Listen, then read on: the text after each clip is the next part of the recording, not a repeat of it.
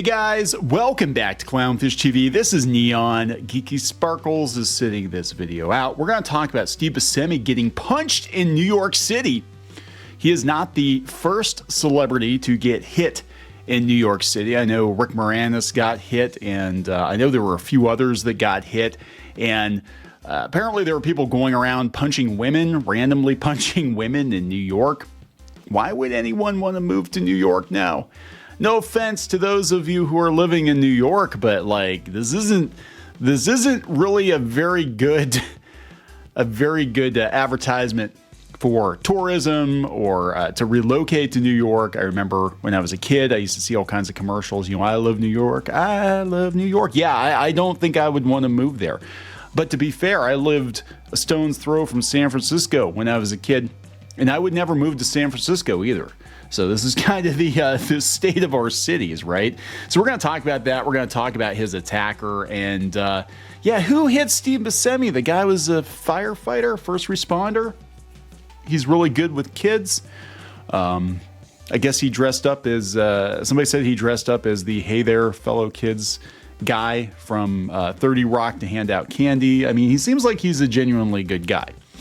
So is Rick Moranis. So why would you hit them? Why can't you hit the people that aren't very nice? Not that anybody should be hit. I'm not advocating for violence because somebody's going to say that. Man, this comes from the New York Post. 2,000 comments. Boardwalk Empire star Steve Buscemi punched by maniac in random New York City attack. It seems no one is safe on the streets of the Big Apple these days, not even beloved hometown actor and Brooklyn native Steve Buscemi. He's 66 years old. He was strolling through Kips Bay last week when a brute walked up to him and struck the Boardwalk Empire star in a broad daylight attack, one of the latest unprovoked assaults in the 5 boroughs, law enforcement sources told the Post.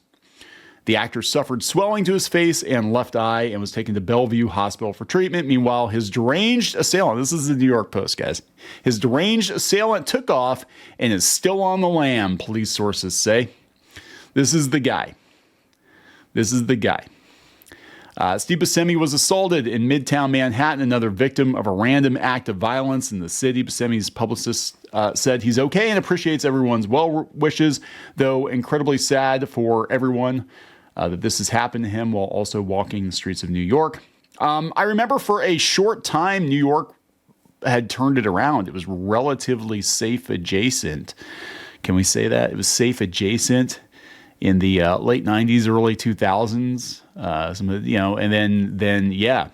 And I'm pretty sure Buscemi was at the Twin Towers when they went down too. I mean, this guy's he's a hero, right?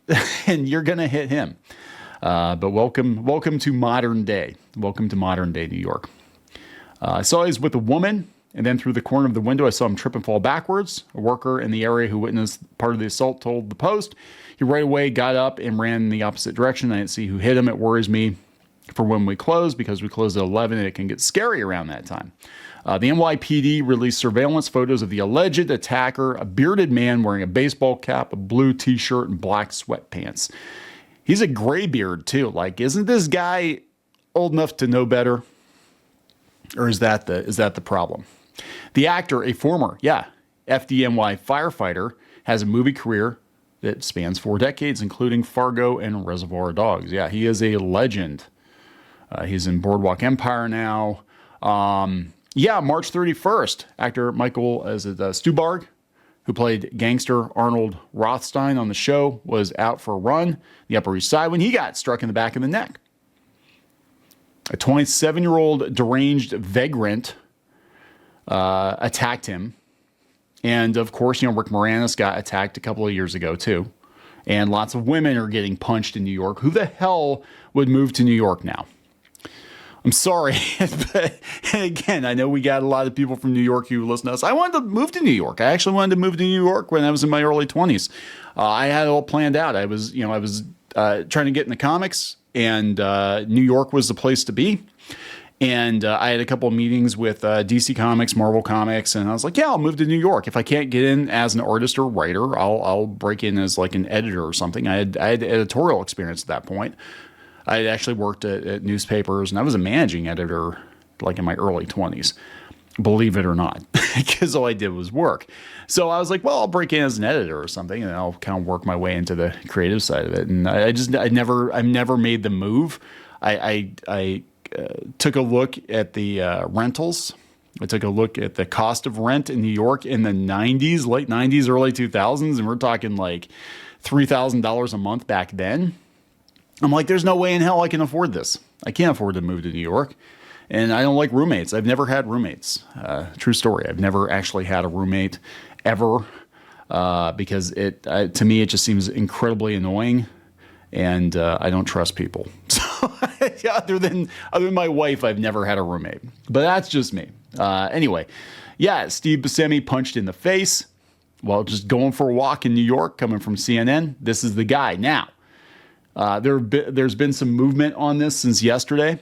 This is the New York Post. Video shows Steve Buscemi's alleged attacker talking to himself moments before he randomly slugged the actor in New York. So they're going to say the guy's crazy, right? Yeah, there's Buscemi.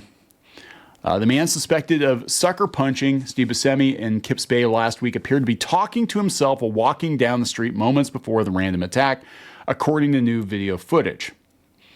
The clip obtained by CBS News shows the suspect saying something indiscernible to himself while walking north on 3rd Avenue just moments before slugging the Boardwalk Empire star. Buscemi, a New York native, was photographed with a black eye and bruised chin in his first appearance since Wednesday's broad daylight assault.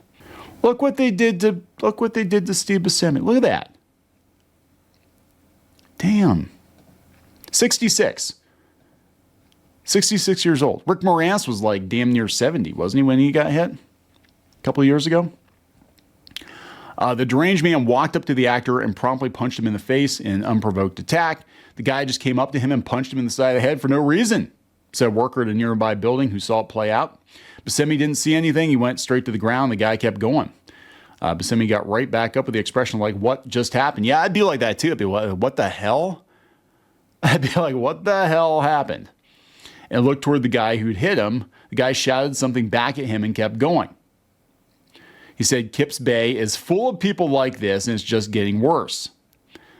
A lot of crazy vagrants, according to the other story. Everyone has to look over their shoulder now, and no one with the power to do anything wants to stop what's going on. Didn't they want to get rid of cops? Weren't all cops bastards? Now they want to call the cops on these people? I'm just saying. You can't have it both ways. Cops released photos of the Brooklyn-born actor's alleged attacker last week as he remains out roaming the streets. Buscemi, who was a New York City firefighter before launching his movie career, is doing okay, according to his agent. He was assaulted in Midtown, another victim of a random act of violence in New York City. Yeah, they said March 31st, Michael Stuhbarg, I think it's Stuhbarg, was jogging on the Upper East Side when a vagrant slammed him with a rock. And they're not mentioning Rick Moranis. But yeah, this is happening too much, guys. New York is crazy. And it doesn't even matter if you're famous or not. People are getting hit. Women are getting hit. They're walking up and punching women for no reason.